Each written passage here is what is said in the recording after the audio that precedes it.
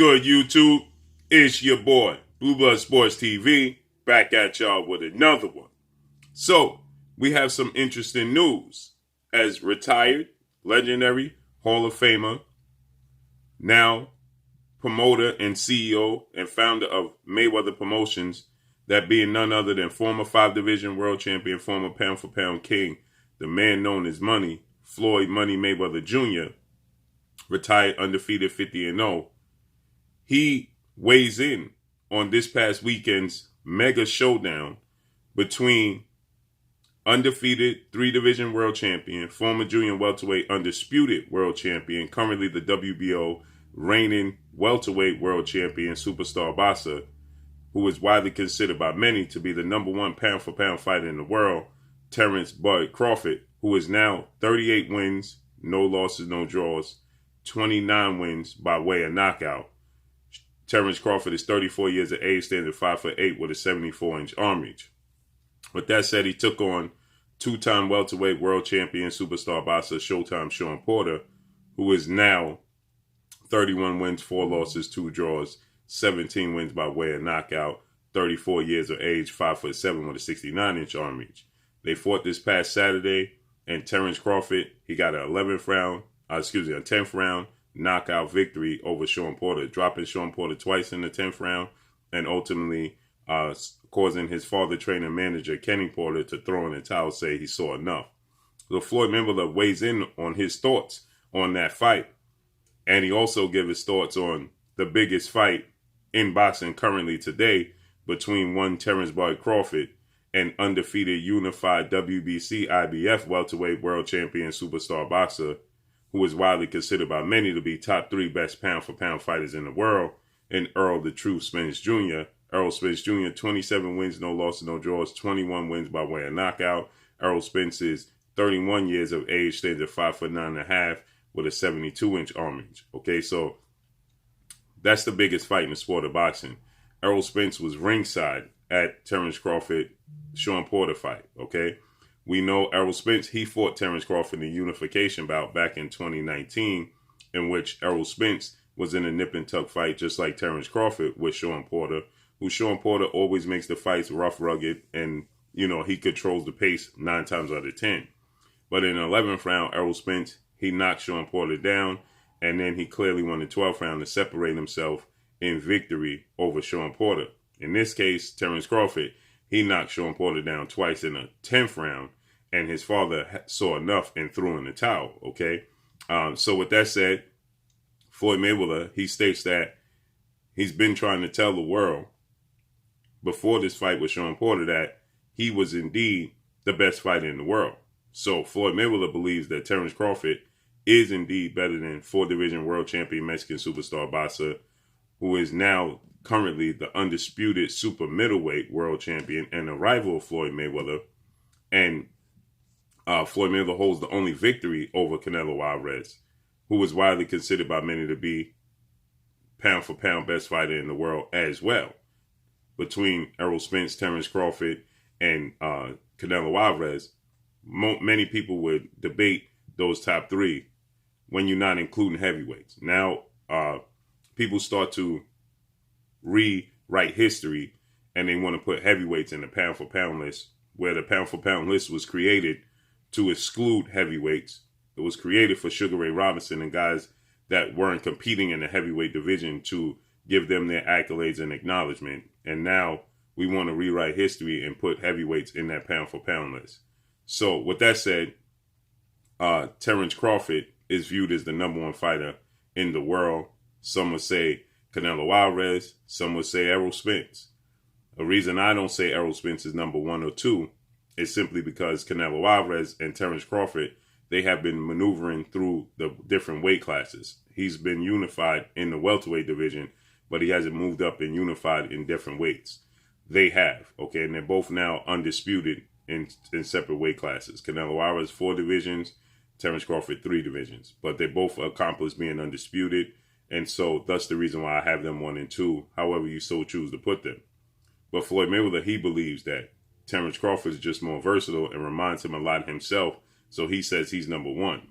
I said that Terence Crawford has the ability to beat Canelo Alvarez. Now, obviously, Canelo Alvarez is a much higher weight classes today's time than he was yesteryear. I'm talking about the Canelo Alvarez that was fighting at junior middleweight and at 160. Those versions of Canelo Alvarez, I think Terence Crawford's skill set could beat Canelo Alvarez. Now, obviously, he's fighting at 168, 175, and now going to cruiserweight. He's just far too big for Terence Crawford or Errol Spence for that matter. Okay, and Canelo Alvarez is very skilled. So when you have a very skilled, great big man against a very skilled, great little man, well, 9 times out of 10, the great big man is going to beat the great little man. So with that said, here's what's shocking is that Floyd Mayweather, he shared the ring in sparring with Errol Spence Jr. Essentially, he helped put Errol Spence Jr. name on the map. All of the buzz, he got a lot of traction. Everybody was already looking at Errol Spence as the next best phenom in the sport of boxing. But after he sparred Floyd Mayweather and rumors got out that he gave Floyd Mayweather a black eye and he gave Floyd Mayweather all types of trouble and work in sparring, and then they kicked Errol Spence out the gym. Floyd Mayweather Sr. reportedly kicked Errol Spence out the gym, and Floyd Mayweather asked Errol Spence to come back. Nonetheless, he was giving Floyd Mayweather great work, and Floyd Mayweather, he never denied that, okay? And so with that said, when it comes down to Terence Crawford, everybody wants to know Terence Crawford or Errol Spence. And so here you have the biggest fight in the sport of boxing, and we can't miss out on this opportunity. I was in the building with Terence Crawford and Sean Porter, and the entire building was for Terence Crawford. From the moment the opening bell rang at the Mandalay Bay, Las Vegas, Nevada, the crowd was saying Crawford, Crawford. When they showed him in his ring walk, the crowd erupted. So he showed that he has a fan base. They booed Errol Spence when they put him on camera. So that shows that he has a fan base. So this indeed solidifies to me that being the biggest fight in boxing. Now, Floyd Mayweather, he believes that we want to see the winner and we want to see who indeed is the reigning king of the glamour division, that being the welterweight division, between Errol Spence and Terence Crawford. And Floyd Mayweather, he believes that Terence Crawford will be the victor over Errol Spence. He believes that Terence Crawford is more versatile. He believes that he has the edge, and not to mention Errol Spence has been inactive. Okay, Errol Spence, he suffered that car injury, that horrific car accident, just 12 days after unifying the titles against Sean Porter, September 28th of 2019. October 10th, he suffered that horrific car accident. And then he, 14-month layoff, he came back. He fought 2-division world champion Puerto Rican superstar boxer Danny Swift Garcia, December 5th of 2020. But then Errol Spence, he was going into a mega showdown with legendary 8-division world champion, iconic Filipino superstar boxer Manny Pac-Man Pacquiao, August 21st, Las Vegas, Nevada, T-Mobile Arena. But then Errol Spence, he suffered a detached broken retina. In 2 weeks pre-fight routine checkup, they found a detached broken retina. So he's been on the shelf, okay? He's been inactive for the better part of, we're going into 2021 and 2022, and Errol Spence has fought one time since 2019, September, earlier 2019. He's fought one time in that span. So in 2-year, going on a 3-year span, Errol Spence has only fought one time. So Floyd Mayweather, he cited the layoffs for Errol Spence, the unfortunate injuries of Errol Spence, and and on top of it, just the natural skill set of Terence Crawford. And Floyd Mayweather, he states that Terence Crawford reminds him a lot of himself. Now, Floyd Mayweather is 5'8" with a 72-inch arm reach, extremely long arms. And Terence Crawford has extremely long arms, at 74-inch arms. Terence Crawford has the ability to switch from southpaw to orthodox fluidly. Terence Crawford, has power in both hands, ambidextrous, so he has power in both hands. Sean Porter and his team, they were saying they want to put Terence Crawford in a position where he wasn't comfortable.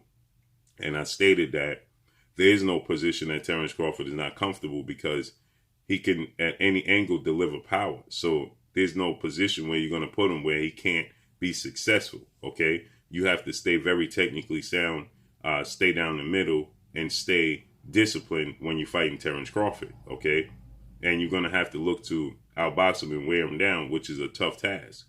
I stated this on numerous occasions that I believe that Terence Crawford has all the tools in the toolbox to offset and defeat Errol Spence Jr.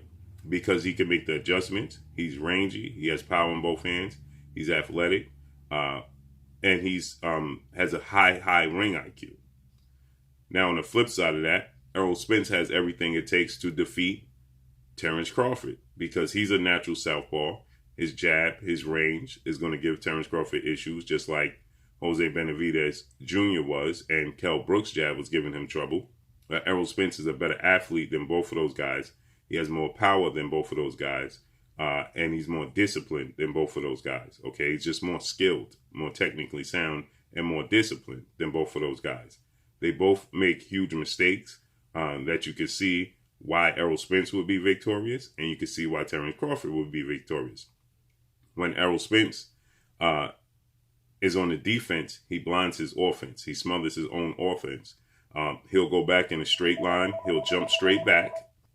He has a tendency to jump straight back and lean back and blind his own self, giving up his body and giving you lanes down the line and hooks around the side of your high guard. Okay, you can see that in the Kell Brook fight, where Kell Brook was having success with Errol Spence, and you can see that when Sean Porter was having success with Errol Spence, because he gives you these hooks, because he'll jump straight back in a straight line and do like this, or he'll blind himself when he lean down, and he gives you openings for your offense where you can't blind yourself. You have to stay very aware. You have to stay disciplined when it comes to Terence Crawford, because he could throw punches from any angle with power on them with accuracy. Okay, and that's an issue, a glaring issue I see that Errol Spence have with Terence Crawford.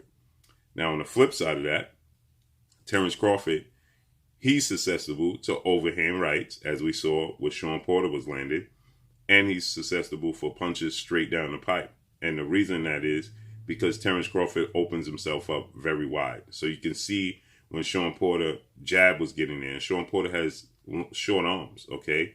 And his jab was getting there. Kell Brook's jab, only 70-inch arms, was getting there and troubling Terence Crawford, especially when he was in the orthodox stance. Now, the thing about it is, Errol Spence, being a natural southpaw, is going to offset Terence Crawford's southpaw stance, and his biggest advantage to switch from orthodox and southpaw. Terence Crawford is going to have to stay in an orthodox stance to have an advantage with his right hand over Errol Spence. The thing about it is, a southpaw's kryptonite is the straight right hand, and an orthodox fighter for a southpaw is the straight left hand. If Terence Crawford is in an orthodox stance, his straight right hand would be the kryptonite. But Terence Crawford has this uncanny ability to throw these long looping hooks, and they get there. And so that's why I said the problem with Errol Spence is when he jumps straight back and he does like this, he's leaving himself open here and here for those hooks that Terence Crawford has. And Terence Crawford can hide the hooks. He make them look like straights, and he comes in, he brings it around, as we saw with Kell Brook. Right? It looked like a straight right hand, but it was a hook straight. It was a check, like a jab hook, okay? And Kell Brook couldn't see it, okay, because he has extremely long arms and he could throw power punches from awkward angles, okay? So that would be, the kryptonite for both guys. Errol Spence is going to have to stay straight and not, when he's on defensive mode, he's just going to go high guard, but he has to stay straight. He has to stay down the pipe and step into Terence Crawford's punches, not step away, because you're allowing him to get power on the end of his punches if you step away. You have to step into his chest, okay? And he's big and strong enough to be able to push Terence Crawford back or tie him up.